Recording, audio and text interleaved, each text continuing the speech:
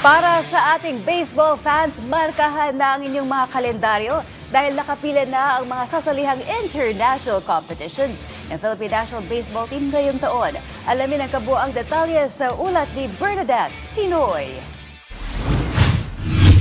Inilatag ng Philippine Amateur Baseball Association o PABA ang mga aabangang international competitions ng Philippine National Baseball Team ngayong taon. Una na dyan ang pagsalang ng National Under-12 team sa BFA Under-12 Baseball Championship sa China, WBSC Women's Cup ngayong Agosto sa Taiwan, at ang Under-18 Asian Baseball Championship ngayong Setyembre. Much anticipated din ang paglahok ng pambansang kupunan sa prestihiyosong Asian Games at ang pag-host ng bansa sa East Asia Baseball Cup na gaganapin sa makasaysayang Rizal Memorial Baseball Stadium.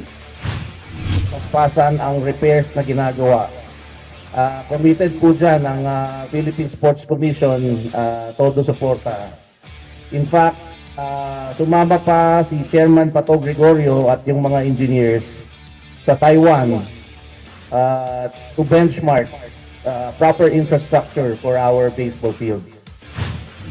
Matapos ang gintong medalya na nabulsa ng Pilipinas sa Southeast Asian Games at ang matagumpay na UAAP Season 88, sinabi ni Coach Orlando Binarao na magkahalong rookies at veterans ang kakatawan sa national squad. Hindi namin masabi na mag-gold kami sa Asian. Pero yun nga, ang goal dito is tatalunin ang tatlong superpower, Japan, Korea, at Taipei.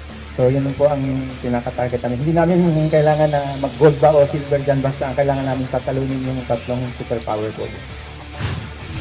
Samantala, pinagtibay ng PABA ang layunin nitong palawakin ng grassroots program sa bansa, gaya na lang ng pagbabalik ng baseball sa multi-sport event na Batang Pinoy. This December, gaganapin po ang Batang Pinoy sa Bacolod.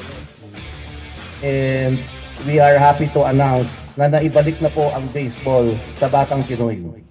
At sa pagbabalik po namin sa Batang Pinoy, kasama na po ang girls baseball.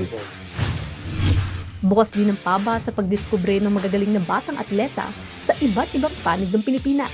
Bernadette Tinoy para sa Atletang Pilipino, para sa Bagong Pilipinas.